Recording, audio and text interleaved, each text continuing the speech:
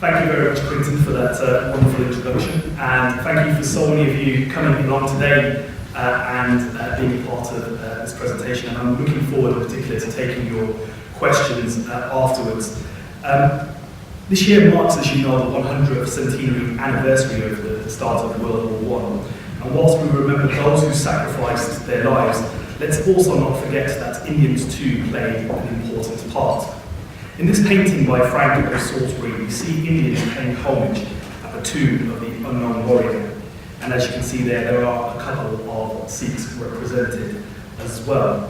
And today we're going to focus on that Sikh contribution. To give you an overview, we'll start with talking about the Sikh contribution before moving on to give a bit of background history to the Anglo-Sikh wars, as well as the frontier wars on Afghanistan, before turning then to look at the facts and stats associated with the Great War. We'll end, as Quinton said, with the film giving insight into the emotions and sentiments of those who served. Sikhs during the Great War. In 1914, Sikhs were only 2% of the population of India, but made up 20% of the fighting forces for World War I. This equates to 124,245 men who saw active combat service. The total number of Sikhs who deployed is slightly higher to just 130,000, taking into consideration campaigns such as Mesopotamia that went beyond 1918 to 1919. They fought in all 7 expeditions and were in every arena of the fighting. We know about France and Flanders, but Sikhs were also represented in higher numbers, almost 3 times as many in France, in fact, in Mesopotamia, as well as in Egypt, Palestine, Gallipoli, and East Africa. But Sikhs were also in campaigns we don't often talk about or hear about today, such as in Persia, Transcapia, as well as Northwest Frontier and Burma. For their valour, Sikhs were greatly rewarded. In total, across all areas of conflict, they received 22 military crosses, 290 Indian Orders of Merit, which makes up 29% of the medals awarded to Indian forces, that's nearly a third, and 779 Indian Distinguished Service Medals, or 24% of medals given to Indian forces.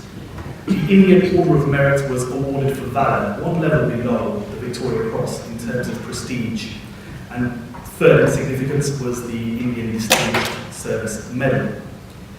These numbers exceed that of even the Gurkhas because Sikhs were sent to every arena of the fighting.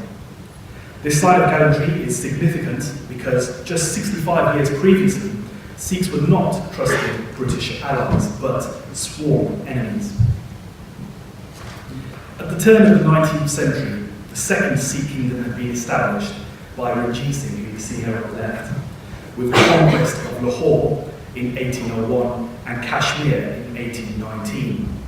The British East India Company at the time had consolidated its position in India as a trading company with military might, but only Punjab remained independent.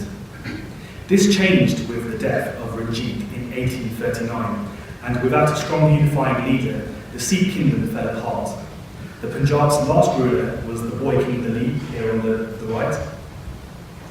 And in 1849, after the campaign in Punjab and the Sutlej campaign, collectively known as the Anglo-Sikh Wars, the Sikh kingdom was annexed by the British. Dalip himself embraced Christianity and was brought to live in Britain as the first Anglo-Sikh migrant. He is still buried, in fact, at Elvedon on the Norfolk-Suffolk border. The Sikh kingdom can be seen in the north of this map, but it was important for the British. It stretched from the outskirts of Delhi to the frontier of Afghanistan, and as I said, included Kashmir. It was a rich and fertile land, and strategically important for the British because of the great game being played with Russia. With annexation, the British held dominion over the whole of India. They recognised the Sikhs were a fierce fighting race, but why? The answer is because Sikhs had a natural discipline and soldierly confidence which stems from their faith and identity. The British wanted to harness this for their own purposes. And so Sikhs recruited into British Indian regiments had to be baptised and follow the code or a red of the Khalsa being an initiated Sikh. which include keeping on their persons at all times the 5Ks. One of those 5Ks is uncut hair, and those who were found to be cutting their hair by the British were immediately court-martialed. So that gives you a bit of an indication of how important discipline was for the British. The Sikhs were in 1849, immediately after annexation of the Punjab, raised into a frontier force and sent to the border with Afghanistan. There they engaged once more with their old foes, the Pathans, who had spent much of the 18th century invading India for plunder. The Sikhs on the frontier cemented a reputation as being brave and courageous, but their loyalty was not always assured. That is until 1857 and the Indian Mutiny, when certain classes and races of soldiers mutinied, but the Sikhs did not. When analysing why the mutiny occurred, the British saw that those who had broken ranks were from the south and represented the old recruiting grounds of the East India Company.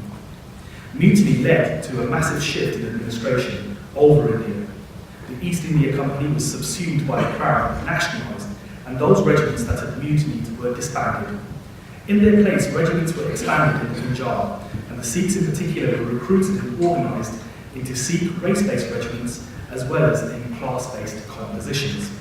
This system was a fantastic system for the British, and it lasted beyond the Great War until independence.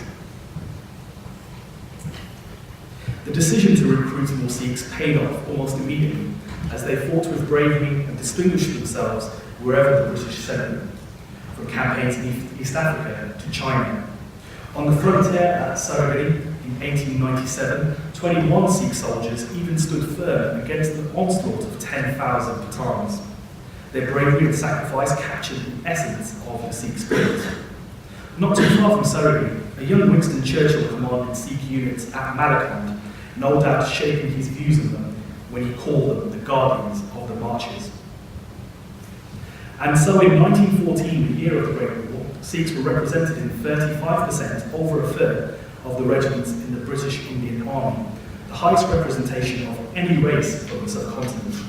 Not only in Sikh class-based regiments, such as the 36th Sikhs seen here, but also in mixed race regiments, such as the Punjabis, where they fought alongside other races, such as Muslims and Hindus. And this is the point. Despite being a minority in India of just 2%, the Sikhs punched above their weight in terms of contributing to the war effort, and had proven their loyalty, bravery and martial creed to the British, so were sent to every arena of conflict as part of the Indian Expeditionary Forces in 1914. Force A, we know quite a lot about, was sent to the Western Front. B and C went to East Africa. D to Mesopotamia, modern-day Iraq. E to Sinai and Palestine, was quite crucial in the defence of Jerusalem. F to Suez, to guard UK assets there. And G on the ill-fated campaign in Gallipoli. But they were also sent to the northwest frontier, to Burma and to Hong Kong to shore up British positions there. Indian Expeditionary Force A went to France and was pivotal in reinforcing the front lines at the early stages of the war to stop the German advance on the Sikh ports. In 1914 alone, Sikhs saw action in Ypres, Le Passy, Neuve-Chapelle, Festubert and Givenchy. But they need elsewhere, including in Mesopotamia, saw infantry units leave France in 1915. Cavalrymen, though, remained in Europe until the end of the war. The war was very brutal, and the Indians in the early parts were poorly equipped. They had arrived with khaki cotton dress, unsuitable for a harsh European winter. But this did not stop their bravery on the battlefield, as demonstrated once again in the gallantry awards given. On the Western Front alone, the Sikhs received 130 Indian Distinguished Service Medals, 72 Indian Orders of Merit, and 8 military crosses. You can ask me in the Q&A why there are no VCs there. We get a better idea of their experience on the Western Front through the letters sent by the soldiers back home to India. My new film, Indians in the Trenches, gives insight into the emotions and sentiments they felt, and we'll play you that film now for the first time in any public arena.